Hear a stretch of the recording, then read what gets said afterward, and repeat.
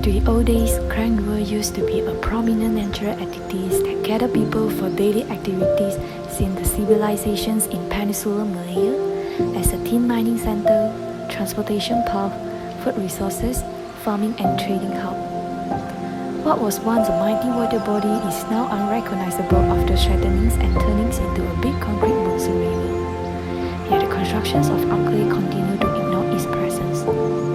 The city only sees the river as a transport for our field and rainwater runoff. Klang rivers must be given back its identity and returns to its glory days.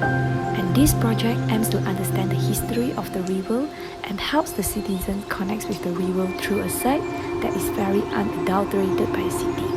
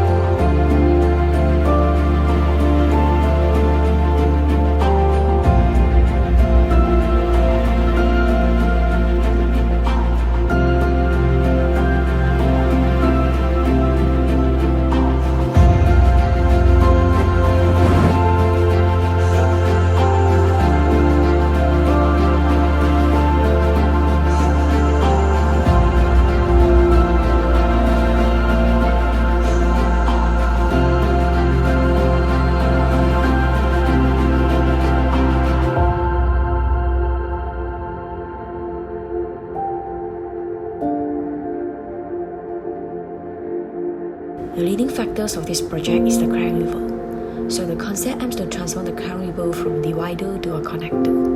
Connect between the river and people, the diverse inhabitants of the city, the heritage and modernity. In order to create bonding between this connectivity, bridge over as a connecting structure between 2 points is used as a main design features in this project to symbolize the bridging process. So here comes the ideal sketch where the linkage connects the building, the river, up until the Kampong Datuk Keramat site.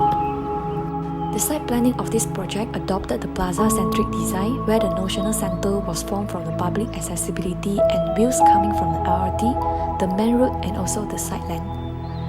Next, the building mass was elevated in order to allow the public access and usage in 24 hours a day. And the steel-like structure also acts as an active solution towards the flooding issue. The prominent central atriums act as one of the green design strategy in order to allow natural sunlight and ventilation. For the spatial arrangement, the building mass was divided into 3 according to each function and its hierarchy of importance. The transition of space creates an equivalence between each space.